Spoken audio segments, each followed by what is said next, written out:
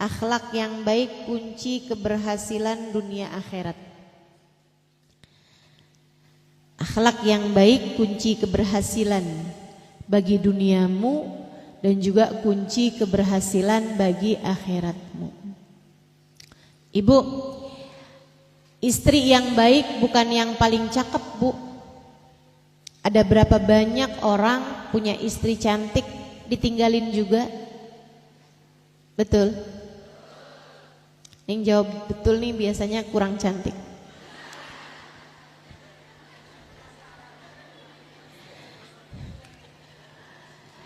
Ibu-ibu sekalian, ibu yang baik bukan ibu yang paling kuat gitu. Angkat galon sendiri gitu kan. Benerin genteng sendiri gitu. Enggak gitu kan. Bukan yang paling pinter masak. Bukan juga ibu yang baik itu ibu yang paling pintar. Enggak.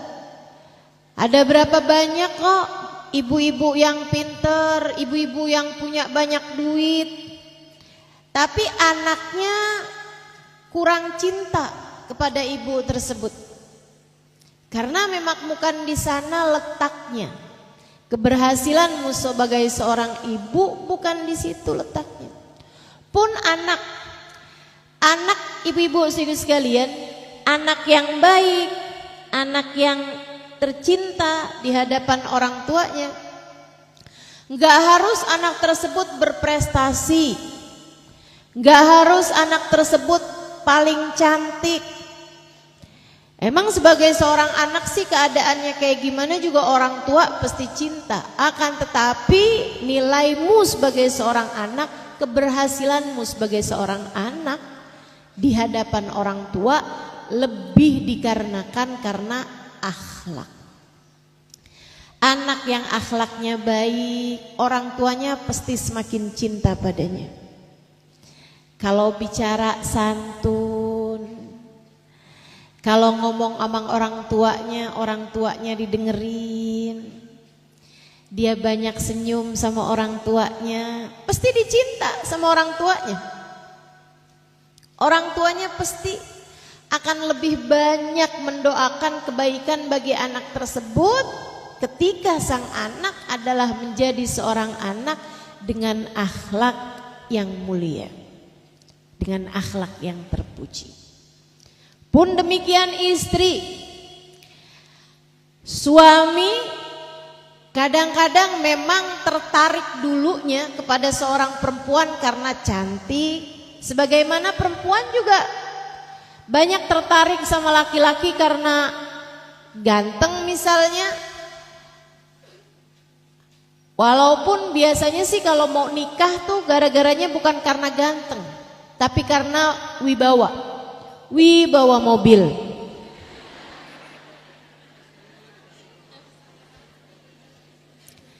Biasanya banyak perempuan-perempuan lebih tertarik pada laki-laki kaya daripada laki-laki yang ganteng. Begitu bukan? Akan tetapi pada akhirnya ketika rumah tangga tersebut berjalan, yang kita hadapi bukan cuman harta. Yang kita hadapi itu bukan cuman hartanya dia gitu, tapi lebih kepada karakternya dia. Lebih kepada kepribadiannya suamimu tersebut gitu. Ada berapa banyak istri-istri yang tidak bahagia di dalam rumahnya, walaupun rumahnya udah sangat besar, sangat mewah, sangat mahal, tapi hatinya tidak bahagia. Kenapa gitu? Karena suaminya kalau ngomong kasar, suaminya galak, suaminya selingkuh, suaminya tidak menjalankan apa yang diperintahkan Allah Subhanahu wa taala kepadanya. Pada akhirnya yang dihadapi oleh pasangan suami istri dalam berumah tangga adalah karakter, kepribadian, atau tepatnya akhlak. Yang kita hadapi dari suami kita adalah akhlaknya dia. Demikian pula sebaliknya. Suamimu menghadapimu bukan ngadepin kecantikanmu. Makanya sering saya sampaikan, cantiknya muka, bagusnya tubuh, lapuk dimakan usia. Hilang bersama dengan berlalunya masa. Bu, perempuan kalau udah 70-an tahun, 80-an tahun, orang udah bilangnya bukan yang perempuan itu cantik ya, tapi bilangnya kayaknya waktu mudanya cakep tuh. Betul? Udah gak bilangin dia cantik lagi. Dan bukan nilai yang sesungguhnya dari diri kita. Termasuk juga seorang ibu. Ibu-ibu saudaraku sekalian yang saya muliakan, anak-anakmu menghadapimu bukan menghadapi kepandaianmu, bukan menghadapi dirimu dengan kecantikanmu, bukan, atau kekuatanmu gitu, bukan. Akan tetapi yang dihadapi anak dari ibunya adalah akhlaknya. Karenanya ada banyak anak yang sangat bangga kepada ibunya, sangat senang pada ibunya, sangat sayang kepada ibunya, meskipun ibunya adalah seorang perempuan yang sederhana, seorang perempuan yang kurang ngerti juga dengan kehidupan anak-anak zaman sekarang. Suka diketawain anaknya tentang urusan gadget. Nah, katanya jadwalnya Ustazah Halimah itu taunya dari Instagram. Mama beliin Instagram apa nak? Ya diketawain sama anaknya. Teman-teman sekalian yang saya muliakan, akan tetapi anaknya sangat bangga, sangat cinta, sangat sayang kepadanya. Kenapa? Karena yang dihadapi dari ibunya adalah seorang ibu yang penuh kasih, penuh cinta. Akhlaknya sangat mulia. Sehingga dibanggain sama teman-temannya. Ini ibu saya nih. Kalau ibu saya, cerita-cerita sama temannya, kalau mama, kalau umi, kalau emak, waduh diceritain tuh tentang ibunya. Sebaliknya juga, kadang-kadang ada anak punya ibu cantik sebenarnya. Waduh, pakaiannya branded, tasnya bagus gitu ya, lipstiknya on set lipstiknya nih, on position, selalu berada di posisinya gitu, make upnya rapi, cakep gitu kan. Tapi kalau teman-temannya nanya, itu ibu kamu? Kayaknya sih. Lah gak yakin. Kenapa gitu anaknya? Kayak malu gitu punya ibu secantik itu, padahal nah modelan emaknya gitu. Pas temennya datang barengan sama dia gitu, pulang sekolah tanyain, udah pada makan belum nak? Belum tante. Kalau gitu pulang gih. Enggak demen anaknya, karena memang yang dihadapi dari seseorang itu bukanlah kecantikannya, bukan kekayaannya, bukan kepandaiannya, bahkan bukan ibadahnya. Ibadah itu urusan antara kamu sama Allah Subhanahu wa taala. Akan tetapi yang dihadapi itu adalah karakter, adalah kepribadian, adalah akhlak. Akhlak. Nilai kamu, kunci keberhasilan kamu. Jadi kalau kamu bilang saya kepengen jadi anak yang dicinta oleh orang tua saya, nah jadilah anak yang berakhlakul karimah. Kalau kamu tanya, Ustazah apa tipsnya sehingga saya menjadi seorang istri yang dicinta oleh suami saya, menjadi seorang istri yang suami saya tidak bisa berbagi hati dengan yang lain? Saya sampaikan padamu teman-teman saudaraku sekalian, jadilah seorang istri yang berakhlakul karimah. Kalau kamu tanya sama saya bagaimana cara saya mendidik anak-anak saya sehingga saya menjadi seorang ibu yang dicintai oleh anak-anak saya, jawabannya juga sama. Jadilah ibu yang memiliki akhlak yang baik, akhlak yang mulia. Bahkan kalau kamu gak punya anak, belum nikah, gak punya suami juga, kemudian juga orang tua kamu sudah gak ada, kamu bisa menjadi seseorang yang tercinta di sisi Allah dan dicinta oleh saudara-saudari kamu, teman-teman kamu, tetangga-tetangga kamu. Orang-orang sayang kepadamu disebabkan karena akhlakmu yang mulia. Akhlak nomor 1. Makanya kata Nabi Muhammad sallallahu alaihi wasallam, ahasinukum akhlaqa. Yang paling baik di antara kalian adalah yang paling baik akhlaknya, yang paling mulia akhlaknya. Bahkan Nabi Muhammad menyebut itu sebagai tujuan bi'tsah, tujuan terutusnya Nabi Muhammad kepada kita sekalian. Kata Nabi Muhammad, innama bu'ithtu liutammima makarimal akhlak. Sungguhnya aku diutus ke atas muka bumi ini, tujuan tertinggi, visi misi tertinggi Nabi Muhammad ada di atas muka bumi ini, liutammima makarimal akhlak, adalah untuk menyempurnakan akhlak. Bikin bagus akhlak kita, teman-teman.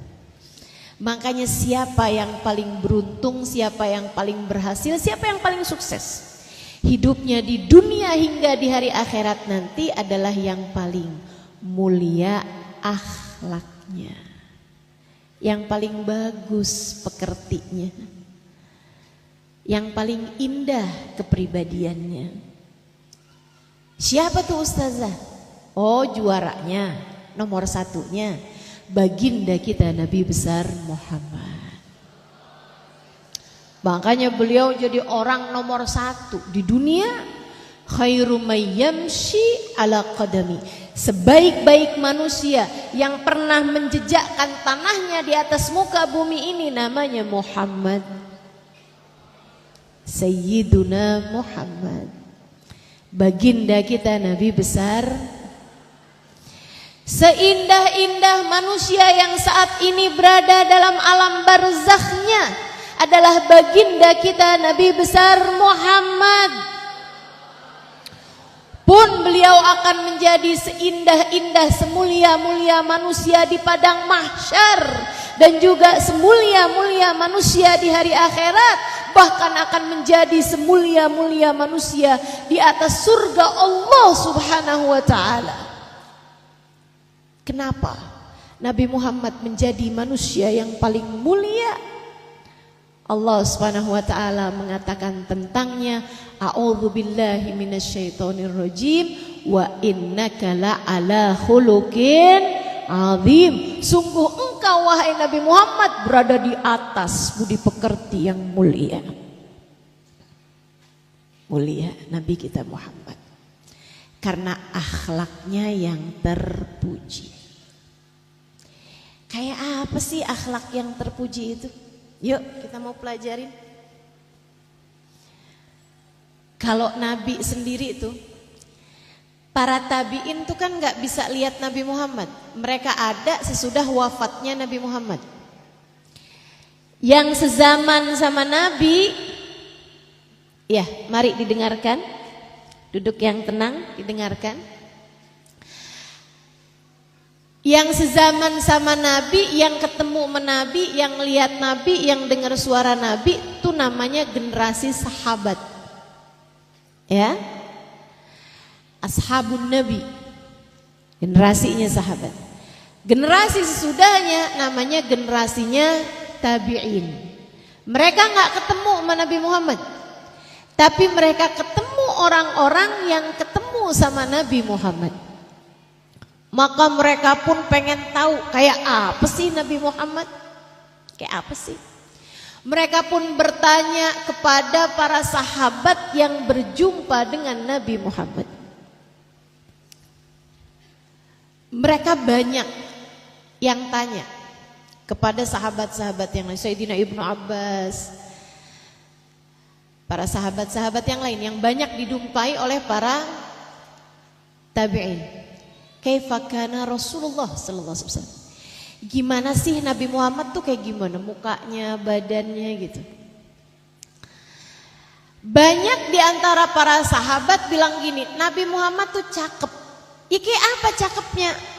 Wah, saya nggak banyak bisa cerita. Kenapa gitu? Emang nggak pernah ketemu sama Nabi Muhammad gitu adep-adepan biar kita bisa bayangin gitu. Hidungnya gimana, matanya gimana? Mereka bilang, nahan Qudamin Nabi sallallahu alaihi wasallam ka'anna at-tayr ala ru'usina, kami di hadapan Nabi Muhammad kayak ada burung di atas kepala kami. Yang kami khawatir kalau kami angkat kepala burungnya terbang. Maka kami di hadapan Nabi hanya akan menundukkan kepala karena kehaibahan, kewibawaan, karisma, cahaya yang luar biasa dalam diri Nabi Muhammad. Yang bisa cerita Sayyidina Ali. Makanya kebanyakan riwayat tentang wajahnya Nabi, badannya Nabi, segala yang ada pada Nabi, kebanyakan riwayatnya adalah dari Sayyidina Ali bin Abi Thalib radhiyallahu taala anhu arda. Mereka pun bertanya tentang akhlaknya baginda kita Nabi besar Muhammad. Dan seindah-indah jawaban disampaikan oleh Sayyidah Aisyah radhiyallahu taala anha wa ardaha, dan ini banyak dimuat dalam hadis-hadisnya baginda kita Nabi besar Muhammad sallallahu alaihi wasallam. Sayyidah Aisyah ketika ditanya bagaimanakah akhlak Nabi Muhammad, beliau menjawab, kana khuluquhul Qur'an. Kana khuluquhul Qur'an. Sesungguhnya akhlak Nabi Muhammad adalah terjemahan Al-Qur'an. Akhlak Nabi Muhammad adalah makna Al-Qur'an. Al-Quran tuh kalau dipraktekkan dalam kehidupan seorang manusia secara 100%, dialah Nabi Muhammad sallallahu alaihi wasallam. Kana khuluquhul Qur'an. Ketika Al-Quran bercerita tentang tawakal, Nabi Muhammad adalah juaranya. Ketika Al-Quran memerintahkan kesabaran, Nabi Muhammad adalah nomor satunya. Ketika Al-Quran bercerita tentang memaafkan kesalahan orang lain, Nabi Muhammad adalah yang pertamanya. Ketika Al-Quran bercerita tentang orang-orang yang mampu menahan emosi, Nabi Muhammad adalah orang nomor satu yang mampu melakukannya. Semua jenis akhlak yang terpuji ada pada diri baginda Nabi kita Muhammad sallallahu alaihi wasallam. Ketika Al-Quran bercerita tentang tawadu, ketika Al-Quran bercerita tentang khusyuk, ketika Al-Quran bercerita tentang hamba-hamba Allah yang takut kepada Allah subhanahu wa ta'ala hingga bergetar hati mereka, orang nomor satunya adalah Nabi kita Muhammad sallallahu alaihi wa ala alihi wa sahbihi wasallam. Kana khuluquhul Qur'an. Sungguhnya akhlak Nabi Muhammad adalah Al-Qur'an.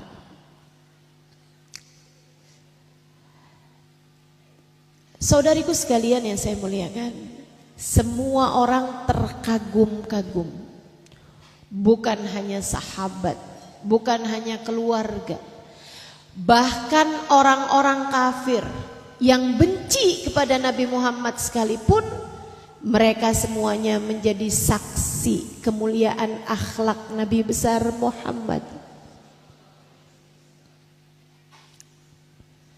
Bahkan kepada tetangganya yang tiap hari naroin sampah depan pintu rumah Nabi.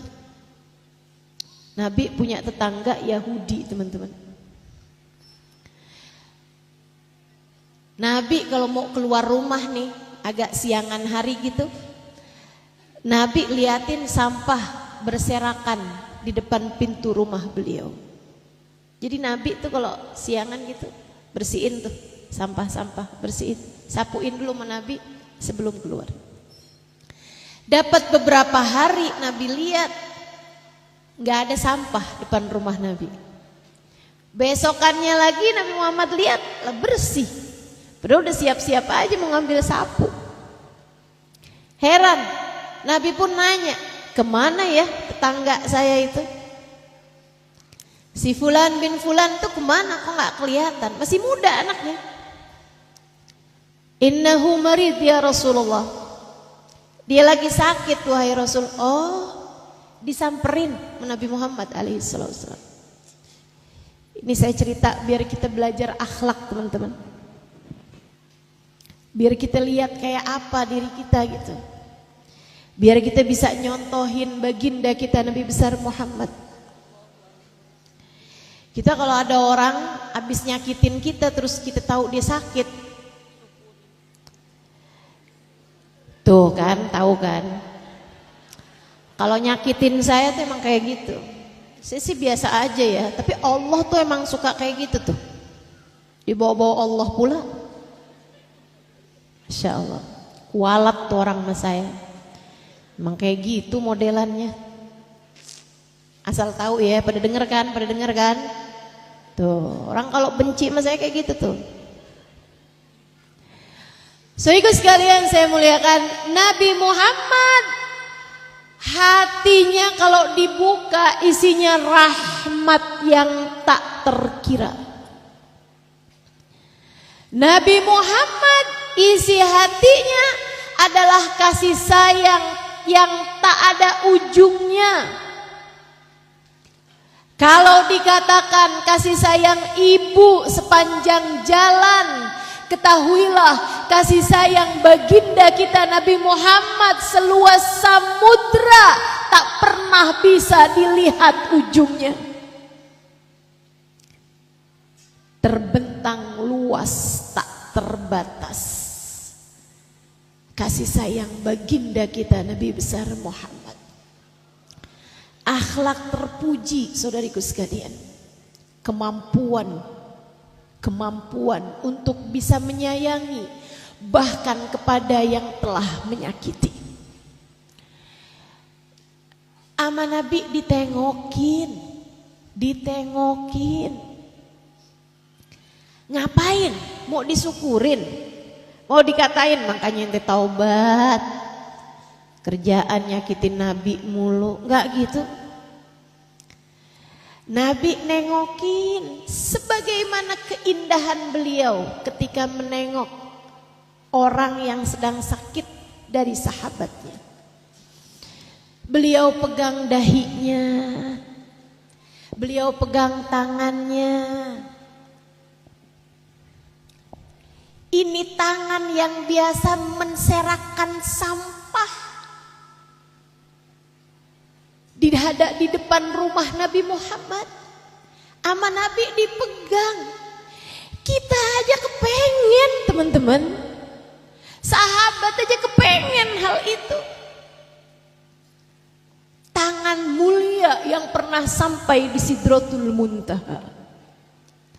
Tangan mulia yang pernah melihat surga bahkan di saat beliau masih hidup di atas muka bumi ini. Tangan mulia yang pernah di-Isra Mi'rajkan Allah Subhanahu wa taala. Pegang tangan seseorang yang biasa menserakan sampah di depan rumah beliau sallallahu alaihi wa ala alihi wasallam. Kenapa akhlaknya bisa seindah itu? karena hatinya penuh kasih sayang. Saudara sekalian saya muliakan, Nabi dibuka hijab bahwa umur orang ini nih sebentar lagi akan berpulang kepada Allah. Hanya dalam beberapa menit ke depan dia akan segera meninggal dunia. Bu, Kak, Dek, ada banyak di antara kita yang kalau terhadap orang yang biasa nyakitin kita malah bilangnya kayak begini. Saya di dunia sih maafin ya. Saya di dunia sih maafin, tar di akhirat.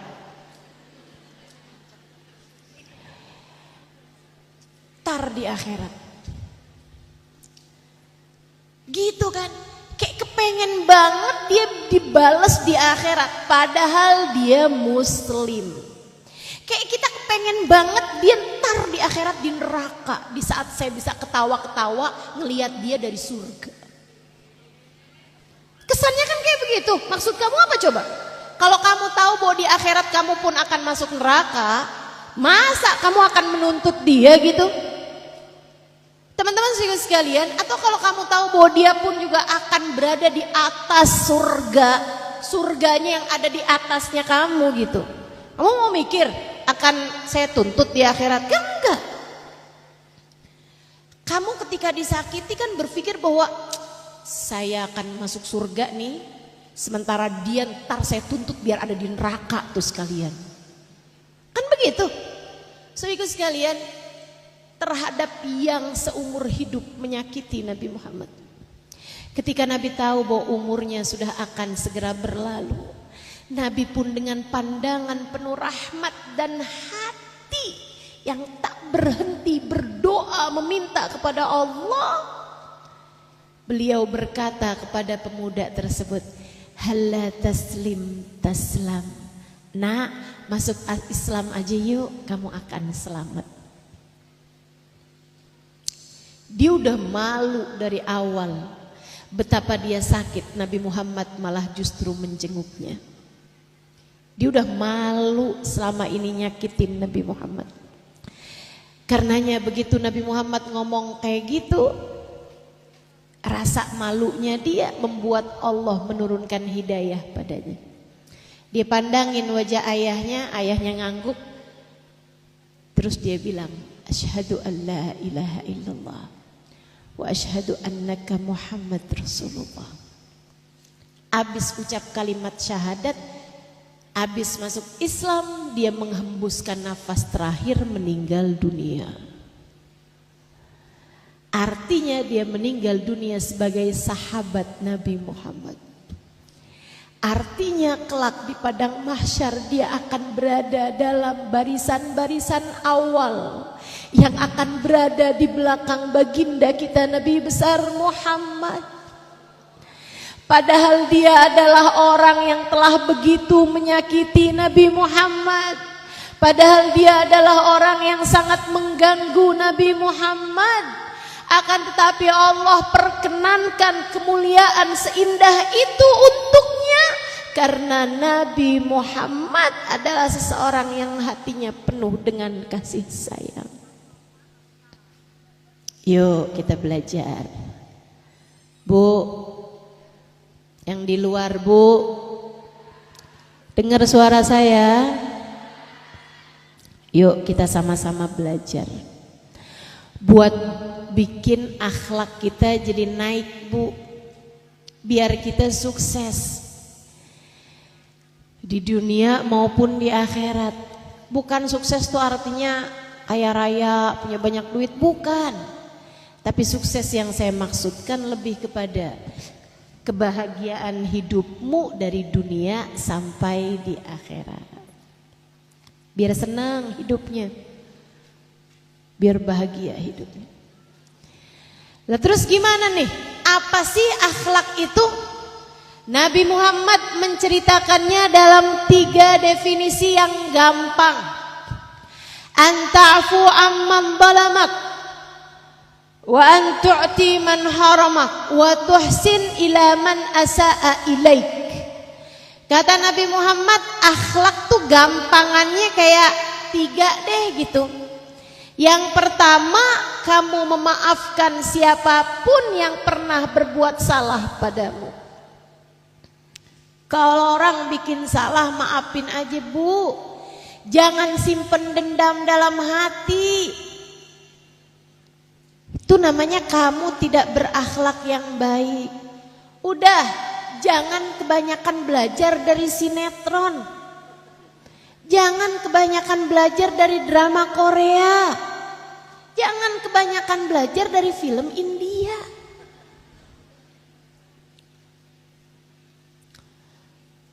Terhadap yang telah berbuat jahat, dia bilang, saya akan menuntutnya seumur darah, sampai dengan tetes darah penghabisan. Kan begitu tuh. Masya Allah. Mata dibayar mata. Nyawa berbayar nyawa. Enggak gitu ceritanya kok. Ajaran Nabi kita tuh enggak seperti itu. Katanya Nabi Muhammad, wa ta'fu amman dzalamak. Kamu maafin siapapun aja yang pernah berbuat salah padamu. Ada anak bikin salah, maafin dan sampaikan kepada anakmu. Nah, kamu udah bikin salah nih. Mama kesel, mama marah. Tapi mama memaafkanmu, nak. Sebab mama juga pengen kalau mama bikin salah, maka kamu maafin ya, nak ya. Gitu. Ada banyak orang tua tuh yang enggan, yang gengsi untuk minta maaf kepada anak-anaknya. Alhamdulillah orang tua saya nggak begitu. Saya tiap kali minta maaf sama umi saya almarhumah, ibu saya udah meninggal bulan November tahun lalu. Kalau tiap kali saya bilang mau umi maafin saya mi gitu, umi saya pasti akan bilang, maafin umi juga ya, nak ya. Maafin umi juga punya banyak salah, maka kamu maafin umi. Masya Allah. Indah, indah, akhlak yang mulia. Jangan sampai kamu jadi orang tua yang ketika anaknya minta maaf, maaf ya ma, kamu tuh emang dasar bikin salah mulu sama mama, oke jangan ulangi lagi. Kayak yang mamahnya gak pernah bikin salah sama anaknya. Sesempurna apa kamu sebagai ibu sampai merasa gak punya salah sama anakmu? Teman-teman sekalian saya muliakan, apalagi sebagai seorang istri, kalau suamimu bikin salah maafin. Ada yang bilang gini nih, saya maafin Ustazah, tapi saya nggak akan pernah lupakan.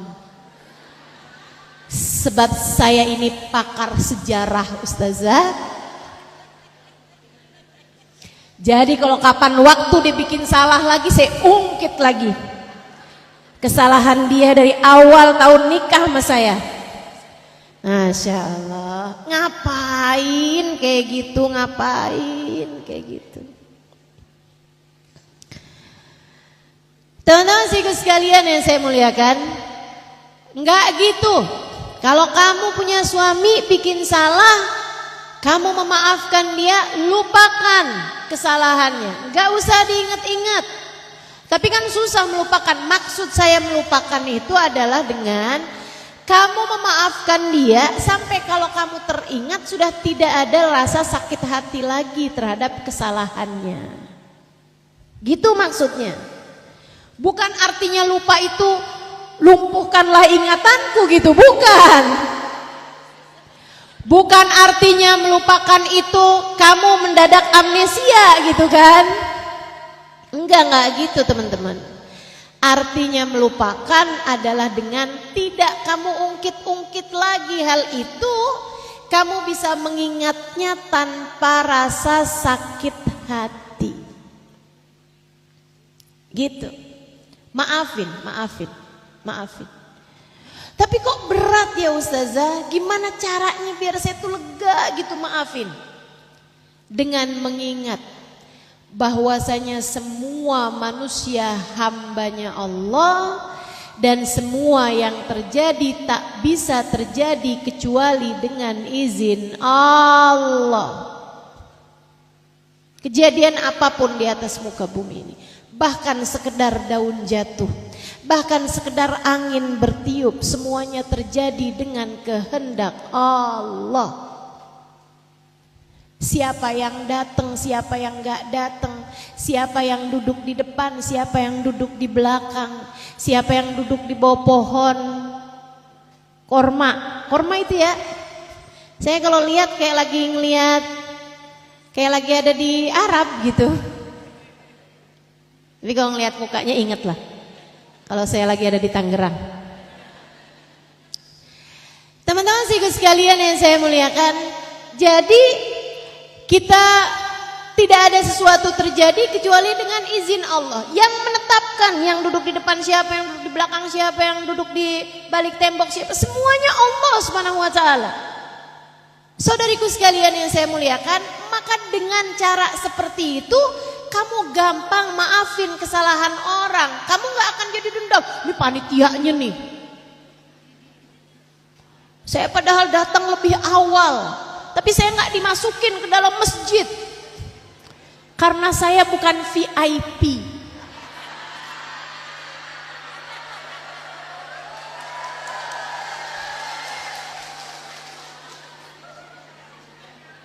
Jangan begitu maksud saya.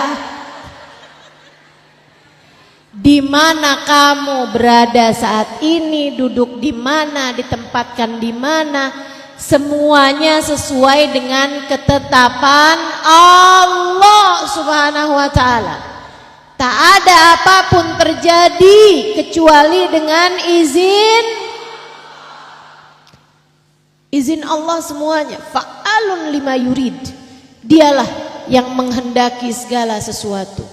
Bu, kalau urusan duduk bisa diatur sama panitia. Ini saya kasih tahu nih, buat yang duduk di belakang, yang duduk bawah pohon kurma ataupun pohon mangga, ya, duduk di emperan, di pinggir kali. Ini saya kasih tahu nih, urusan tempat duduk panitia mungkin bisa ikut ngatur, tapi urusan pembagian rahmat dari Allah Subhanahu wa taala hanya Allah lah yang mampu mengaturnya. Jadi jangan dikira yang duduknya di sungai dapat rahmatnya lebih sedikit daripada yang di depan, enggak begitu. Apalagi kalau kamu datang dengan hati khusyuk. Apalagi jika kamu datang dengan sepenuh hatimu, kamu sambungkan kepada Allah Subhanahu wa taala. Kamu niatkan untuk mempelajari ilmunya Allah, bisa jadi pandangan rahmat Allah dan pandangan syafaat Nabi Muhammad tertuju padamu. Dimanapun kamu duduknya, dimanapun kamu beradanya. Saudariku sekalian yang saya muliakan, saya atas nama panitia, saya minta maaf karena ketersediaan tempat yang memang tidak mencukupi. Dan saya atas nama pribadi saya, teman-teman saudaraku sekalian, jangankan Allah, saya ngelihat kamu duduk panas-panasan di luar, saya nggak tega. Apalagi Allah Subhanahu wa taala. Saya nggak tega kalau kamu sampai pulang ke rumah nggak bawa apa-apa. Dari ilmunya Allah, dari rahmatnya Allah, dari kasih sayang Allah. Apalagi Allah Subhanahu wa taala. Pasti Allah akan memberikan kepadamu ampunan darinya, rahmat darinya, kasih sayang darinya. Dah tenang aja. Tenang. Ingat bahwasanya apapun yang terjadi semuanya dengan kehendak Allah. Dengan cara itu kamu akan bisa lebih mudah memaafkan kesalahan orang. Orang bikin apa aja kamu tahu. Ini adalah cara Allah untuk menguji kesabaran saya. Ini adalah sekolah-sekolah yang Allah Subhanahu wa taala berikan. Pelajaran-pelajaran yang Allah berikan dalam kehidupan. Kalau semua orang baik semua kepadamu, bagaimana cara kamu belajar kesabaran? Kalau semua orang di atas muka bumi ini semuanya sayang semua sama kamu, dari mana kamu bisa belajar memaafkan? Kalau semua orang di atas muka bumi ini setuju semua sama kamu, sayang semua sama kamu, seneng semua sama kamu, gimana caranya kamu bisa rindu sama surga? Kamu di dunia udah kayak ada di surga, semua orang seneng semua, sayang semua, semua terjadi sesuai dengan yang kamu mau. Itu mah sifatnya surga. Tapi kalau sifatnya dunia udah pasti ada yang gak seneng, ada yang benci, ada yang miskin, ada yang sakit, ada yang terluka. Kan begitu sifatnya dunia, teman-teman sekalian. Hidup di dunia tidak pernah ideal untuk siapapun, karena dunia tempatnya ujian. Diuji buat naik kelas, diuji untuk nanti dibalas. Kapan dibalasnya? Saat ajal datang menjemputmu, sampai waktu yang tidak ada batas akhirnya, berakhir dengan surga ataukah neraka sebagai tempat kembali kita. Kita sekarang nih sedang masa-masanya menjalani ujian. Maka pasti ada yang gak senang sama kita, pasti ada yang benci sama kita, pasti ada kejadian-kejadian yang tidak kita inginkan, itu udah pasti. Kamu harus berusaha berlapang dada dalam memaafkan kesalahan siapapun yang berbuat salah kepadamu. Ada suami yang main hati dengan perempuan lain, maafin. Tadi udah niat-niat, iya siap maafin. Giliran diurus dibilangin begitu kayak berat banget tuh Ustazah yang satu itu. Kenapa mesti berat? Saudaraku sekalian, suami berpaling hati dengan perempuan yang lain itu ujian buat dia juga. Ujian keimanan buat hatinya yang ternyata dia gagal. Kesian, orang gagal kamu malah benci.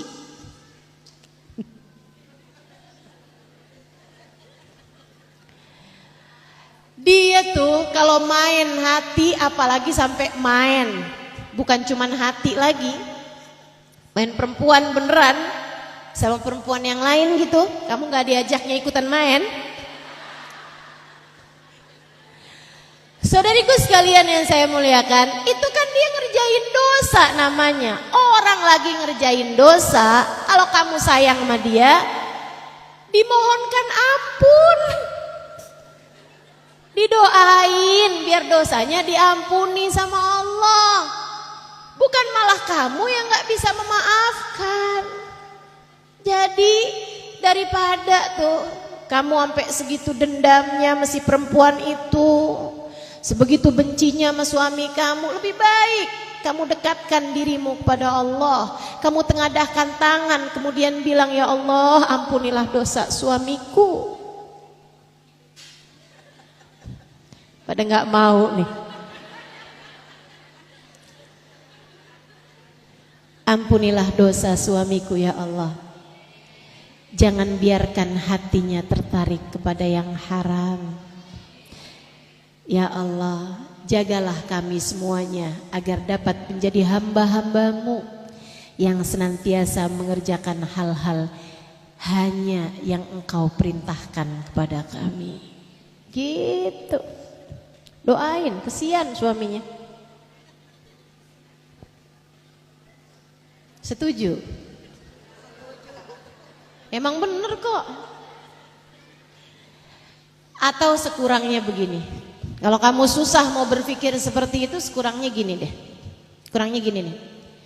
Nih teman-teman saya sekalian, saya sering sampaikan nih pada teman-teman yang hadir di majelis-majelis ta'lim saya sering sampaikan, Ketika hati suamimu berpaling darimu, itu adalah tali yang Allah ulurkan kepadamu untuk mengembalikan kamu kepadanya. Itu tuh cara Allah mau ngingetin kamu. Liatin, cinta manusia tidak sejati. Liatin, hati suamimu bisa berpaling darimu. Liatin, hanya cinta akulah yang sejati. Hanya cinta akulah yang tidak dapat berpaling darimu.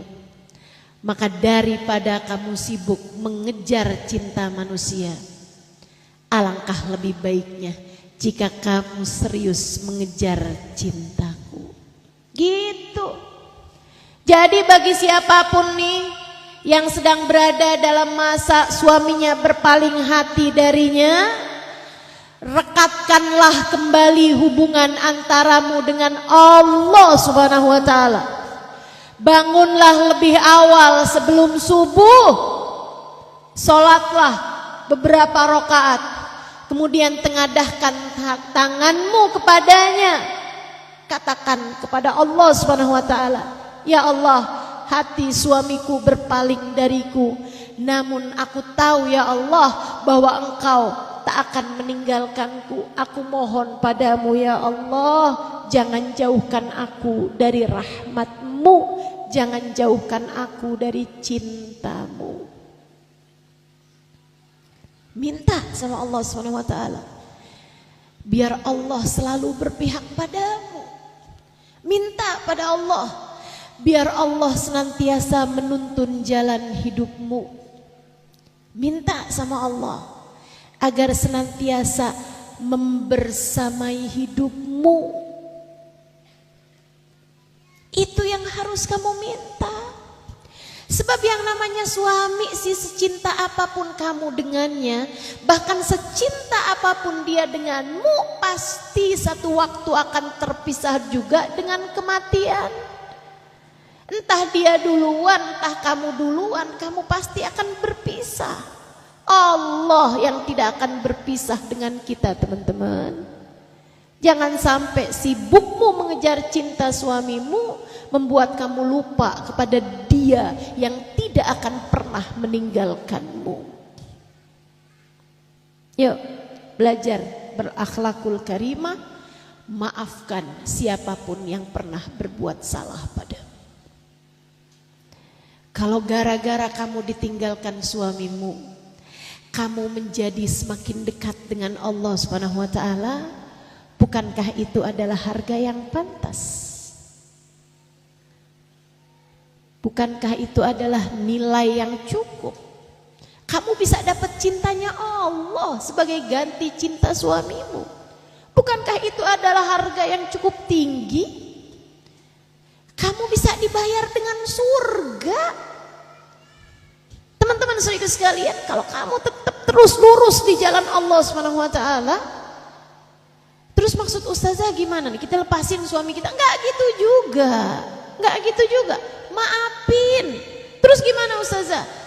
Biarkan keputusan Allah yang menentukannya kemudian.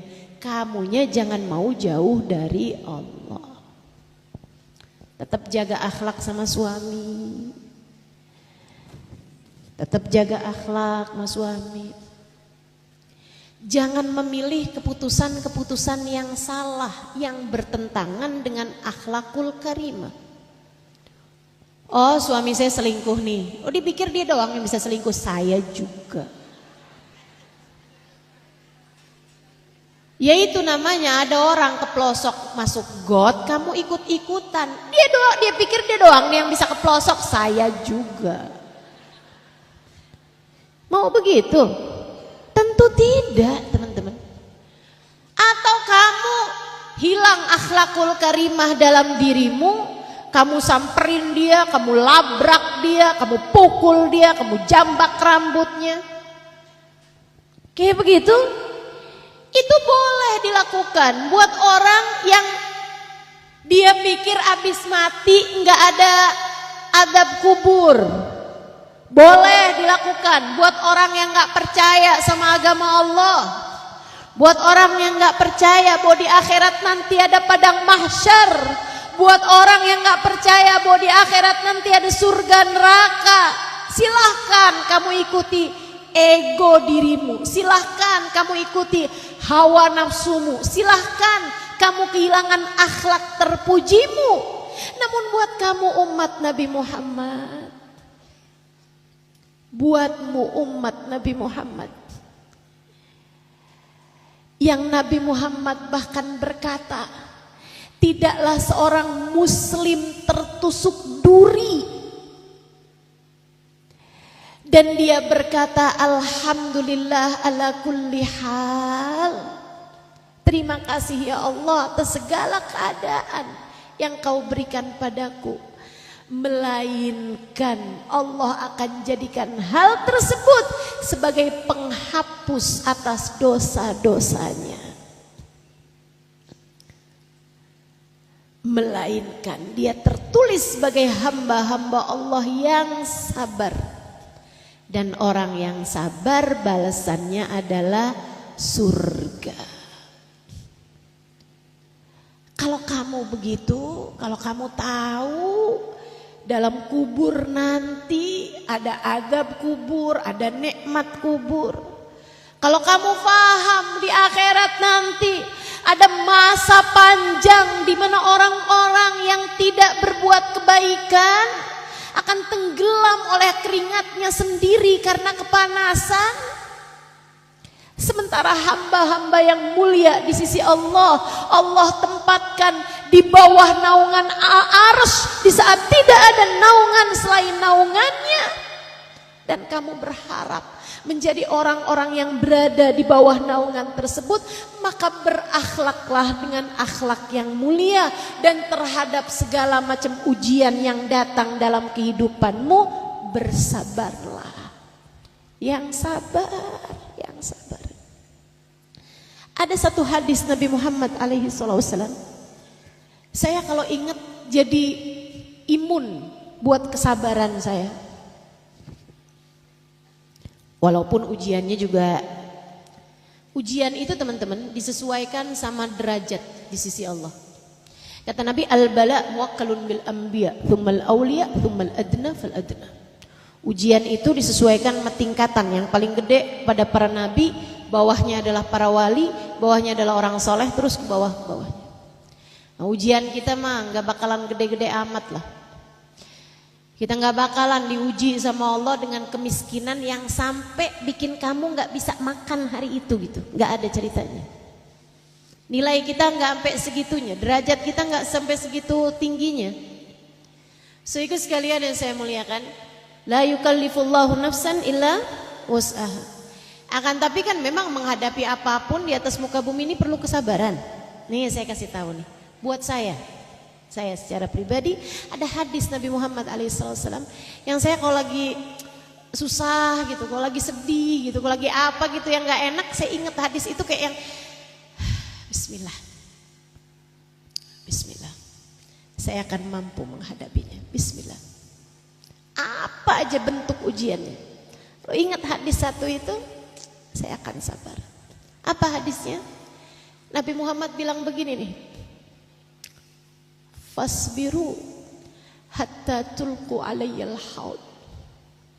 Itu diucapkan Nabi ketika haji wada. Sesudah Nabi Muhammad berpesan, jagain sholat ya, jagain sholat orang-orang yang kalian tanggung. Sampaikan sama umat yang gak hadir saat ini pesan-pesan saya. Balighu anni walau ayat, sampaikanlah dariku walaupun ayat gitu. Nabi Muhammad berpesan nih kepada para sahabat-sahabatnya dan untuk umat sampai seterusnya sampai ke zaman kita sekarang. Pesan-pesan terakhir baginda kita Nabi Muhammad. Nabi Muhammad bahkan berpesan, ayyuhan nas. Kata Nabi Muhammad alaihi wasallam, wahai sekalian manusia, kaum laki-laki maksudnya, berbuat baiklah kalian kepada istri kalian. Fa innahunna awanun lakum fi ma'asyikum wa ma'adikum. Sesungguhnya istri kalian adalah partner kalian, kawan kalian dalam urusan dunia dan akhirat kalian. Udah Nabi pesan berbagai macam pesan, tentang urusan kehidupan ini sebagai pesan-pesan terakhir Nabi kita Muhammad SAW. Nabi kemudian berkata, fasbiru hatta tulqu alayyal haud. Wahai umatku, bersabarlah sampai kalian berjumpa denganku kelak di depan telagaku. Kita dapat pesan khusus dari Nabi Muhammad untuk nyuruh kita sabar. Yang sabar Bu, yang sabar Kak, yang sabar Dek. Kita punya janji temu sama Nabi Muhammad. Kata Nabi, yang sabar, nggak lama kok. Kalau kamu sabar, nanti kamu bisa ketemu sama aku di depan telagaku. Jadi lagi kayak gimana hancurnya dirimu? Lagi seperih apa luka datang dalam hidupmu? Sedang sesakit apapun kamu di atas muka bumi ini, ingetin ucapan Nabi, fasbiru hatta tulqu alayyal haud. Umatku yang sabar, nanti kita bakal ketemu di depan telagaku. Takutnya kalau kita nggak sabar, janji ketemunya kita batal. Takutnya kalau kita nggak sabar, kita jadinya nggak bisa ketemu sama Nabi Muhammad.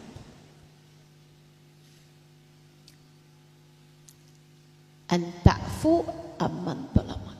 Maafin siapapun yang bikin salah kepada kita, maafkan. Insya ta'fu amman zalamak. Terus tu'ti man haramak. Kamu tetap bisa memberi. Akhlakul karimah adalah kamu memaafkan yang berbuat salah padamu. Yang kedua, kamu bisa memberi kepada yang tidak mau memberi kepadamu. Kamu punya suami nggak suka ngasih perhatian sama kamu, nggak apa-apa, kamu aja tetap kasih perhatian padanya. Kamu punya mertua nggak sayang sama kamu, nggak apa-apa, kamunya aja yang sayang sama dia. Kamu punya saudara ninggalin kamu, nggak apa-apa, kamunya jangan tinggalin dia. Kamu punya teman jahat sama kamu, biarin dia, kamu jangan jahat sama dia. Saudariku sekalian yang saya muliakan, ada tetangga dia bikin hajatan, semua orang diundang kecuali kamu, biarin, jangan balas. Jangan balas, kamu kalau bikin hajatan undang dia. Ada orang bikin salah sama kita, biarin, kitanya jangan. Ada orang ngomongin kita di belakang, biarin dia aja, kamu jangan. Kenapa gitu? Sebab kamu tidak akan dihisab Allah atas perlakuan orang padamu. Kamu hanya akan dimintai pertanggungjawaban atas apa yang kamu lakukan kepada orang lain.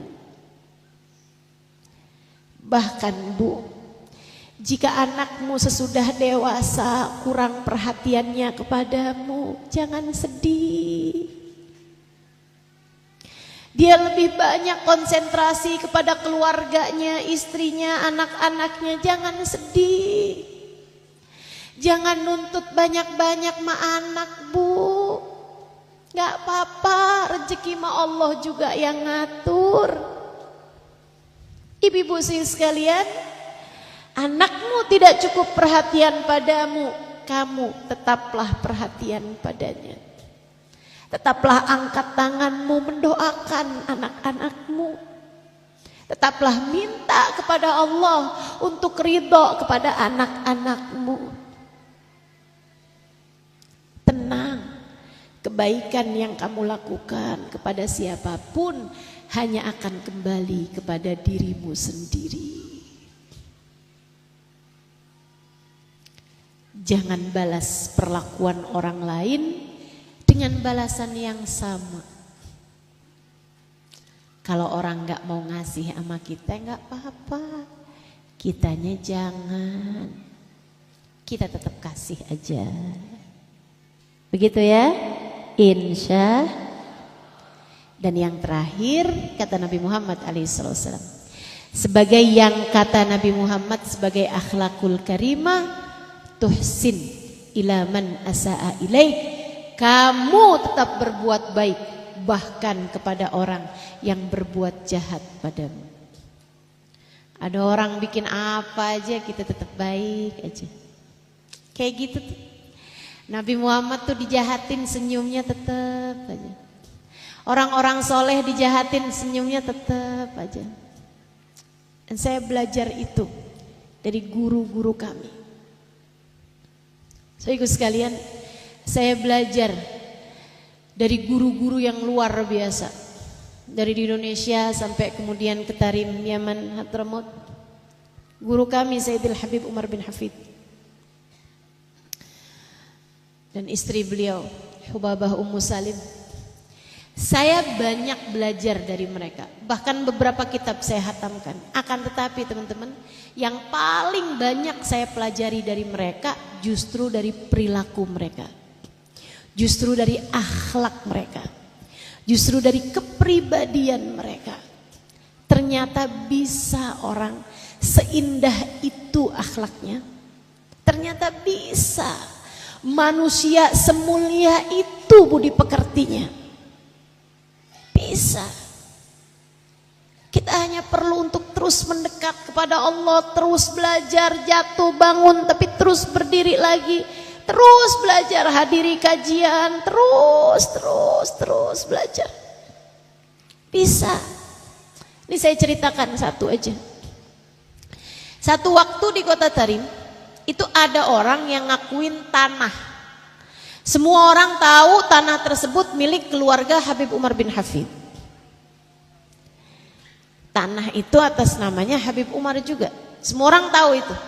Tiba-tiba ada orang ngakuin tanah itu punyanya dia gitu. Mitos atau apa namanya, pembicaraan ini bukan mitos ya. Maksudnya suara ini nih kedengeran sampai kepada guru kita. Guru kami Sayyidil Habib Umar bin Hafiz dan juga keluarganya. Satu hari orang yang ngakuin tanah itu adalah punyanya dia datang ke rumah. Orangnya udah tua. Datang ke rumah. Dibuka sama Sayyid Salim, anak Habib Umar, dan dia tahu yang datang ini adalah orang yang ngakuin tanah itu gitu. Jadi dia masuk dalam rumah, dia bilang gitu, "Abah, ada yang datang, Bah. Orang yang itu loh, Bah, yang ngakuin tanah itu punyanya dia." Abahnya bilang, "Marhaba." Suruh masuk, siapin minum, makanan, suguhan. Baik, Bah. So ikut sekalian saya muliakan, nih anaknya juga soleh, ya dapat bapak yang soleh kayak begitu, pendidikannya kan pasti soleh juga. Kalau anaknya nggak soleh gitu ya, "Bah, boleh nggak sebelum saya suguhin saya ludahin dulu? Atau kasih sedikit sianida gitu, Bah?" Nggak ada ya. Ya udah dikerjakan dengan sebaik-baik. Teman-teman sekalian, beliau pun menemuinya dan Sayyid Salim dengar pembicaraan antara keduanya. Gini nih bilangnya, "Umar," karena memang umurnya lebih tua dari Habib Umar. Dia bilang, "Saya nih datang ke sini mau ngasih tahu sama kamu. Tanah yang ada di sana itu loh, Umar. Itu sebenarnya tanah punyanya saya dari bapak saya. Memang betul asalnya itu punyanya kakek kamu, tapi udah dikasihin tuh sama bapak saya. Jadi itu punyanya saya," gitu. Dia ngomong gitu, ngasih argumen-argumennya. Habib Umar senyum, lebih marhaba, marhaba, marhaba. Akhlak, teman-teman, akhlak. Nilai manusia itu memang dari akhlak. Kita kalau akhlak kita nggak terpuji dari apa lagi coba? Cakep banget juga kagak. Terus udah kayak begini, udah serba sederhana ala kadarnya, akhlak kita juga terperosok. Nah kan Gak punya apa-apa lagi nih kita nih.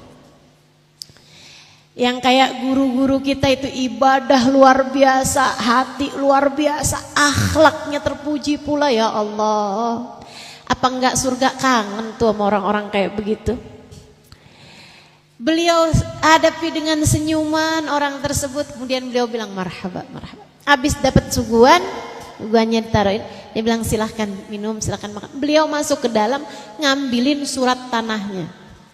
Katanya anaknya, saya pikir nih abah saya bakal bilang, nih surat tanahnya dan nama saya, memang dikasih dari abah saya, mohon maaf semuanya memang menunjukkan bahwa tanah tersebut adalah milik kami gitu. Dikirain sama Sayyid Salim seperti itu sama anaknya. Ternyata begitu nyampe di hadapan orang tersebut kembali, Habib Umar menyerahkan surat tanah tersebut kepada orang itu sambil mengatakan, ini surat tanahnya. Kalau ternyata tanah itu adalah milikmu, maafkan kami, selama ini surat tanahnya ada pada kami. Dan kalau ternyata tanah tersebut sebenarnya adalah milik kami, dengan ini kami hadiahkan tanah tersebut untukmu. Akhlak. Akhlak. Gimana? Masih merasa akhlak kamu selama ini sudah mulia? Jauh bener ya. Masya Allah. Nih hamba-hamba tercinta di sisi Allah SWT. Kayak gitu teman-teman akhlaknya.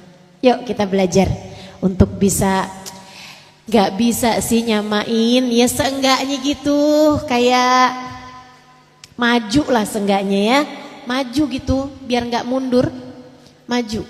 Belajar terus, ngomong sama suami yang bagus, ngomong sama anak yang bagus, yang santun, senyum lebih banyak, kan begitu ya? Nah, bahasanya lebih indah. Ada orang jahat ya udah biarin aja gitu kan, kitanya jangan, terus begitu.